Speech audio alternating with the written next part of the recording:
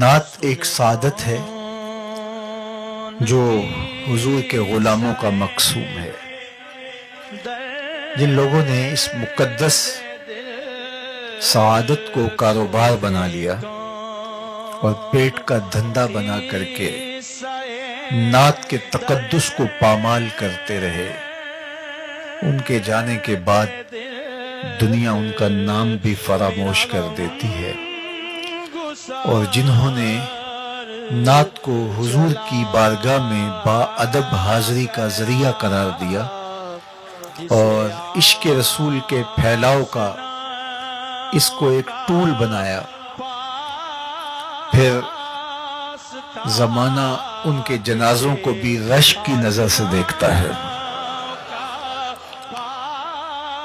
بہت سالے نوجوان تھا، آج ان کو مرحوم کہتے ہوئے کلیجہ منہ کو آتا ہے، لیکن یہ ایک اٹل حقیقت ہے کہ جو یہاں آیا ہے اس نے بہرحال پلٹ کے واپس جانا ہے.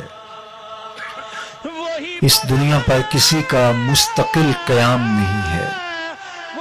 زندگی کی سانسیں لمحہ لمحہ ٹوٹ رہی ہیں اور میں اور آپ تیزی کے ساتھ موت کی طرف بڑھ رہے ہیں.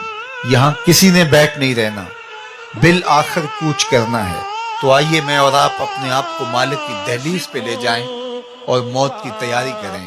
مجھے بتاؤ کہ کسی کو پتا تھا کہ یہ چمکتا ہوا چہرہ اور یہ روشن پیشانی جب بولتا ہے تو لہجے کی خوشبو اطراف میں پھیل جاتی ہے، یوں ہی ہاتھوں سے نکل جائے گا؟ کیا میرے اور آپ کے خواب و خیال میں بھی کوئی 2-3 ماہ پہلے یہ کہانی تھی؟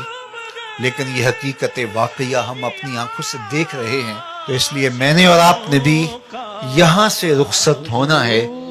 تو خوش نصیب لوگ اور عبرت حاصل کرنے والے لوگ اپنی آخرت کی تیاری کرتے ہیں، ورنہ وہ لوگوں کی وفات پر چند لمحوں کے تعزیتی کلمات کہنے کے بعد اپنی غفلت شیار زندگی کا حصہ بن جاتے ہیں، اور پھر موت جب انہیں اچانک دبوچتی ہے تو پھر وہ کہتے ہیں کاش کہ ہم فلاں کے مرنے سے عبرت حاصل کر لی ہوتی. لیکن اس وقت پھر وقت ہاتھ سے نکل چکا ہوتا ہے. ہمارے مرحوم بھائی کی اچانک وفات ہمیں یہی درس عبرت دیتی ہے. اور میں آپ کو دوسری بات یہ کہنا چاہوں گا کہ آپ کی عقیدت ان کے نام سے اور ان کے صرف مزار سے اور ان کی قبر سے نہیں ہونی چاہیے، بلکہ آپ کی عقیدت ان کے مشن سے، ان کے فکر سے جو جامعۃ المصطفیٰ کی صورت اور شکل کے اندر دے کر کے گئے ہیں. آپ کی محبت کا عملی ثبوت اس ادارے کو آپ نے اپنا ادارہ سمجھنا ہے.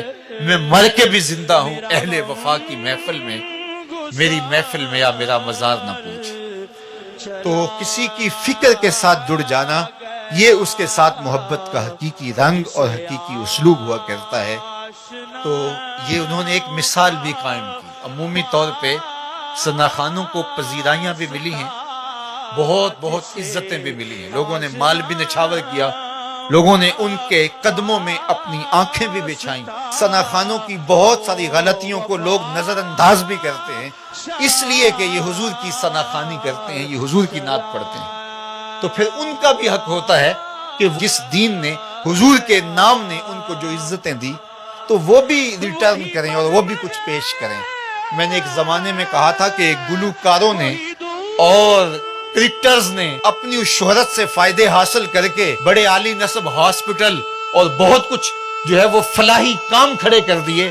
کاش کہ یہ ثنا خاں مل کر کے ایک حسان بن ثابت یونیورسٹی ہی بنا دیں.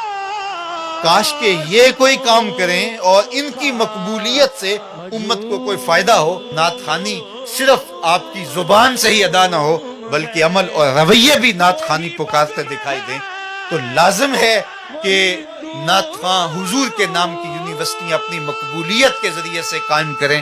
تو میں خراج عقیدت اس قبر کی مٹی کو بھی پیش کرتا ہوں کہ جس قبر میں آسودہ خالد حسنین خالد مرحوم نے یہ ادارہ قائم کر کے حضور کے ساتھ اپنی وفاؤں کا ثبوت دیا. اور پھر حضور نبی رحمت نے اس محبت کو ادار نہیں چھوڑا، بلکہ جو پذیرائی، جو تکریم، جو عزت اور جو وقار، اللہ اکبر، خالد حسنین خالد کو نصیب ہوا، لگتا نہیں تھا کہ یہ کچھ جنازہ جا رہا ہے، لگتا تھا کسی دولہے کی بارات جا رہی ہے۔ تو یہ حضور کے ساتھ محبت کا عملی رنگ تھا جو زمانے نے دیکھا۔ تو اللہ کی بارگاہ میں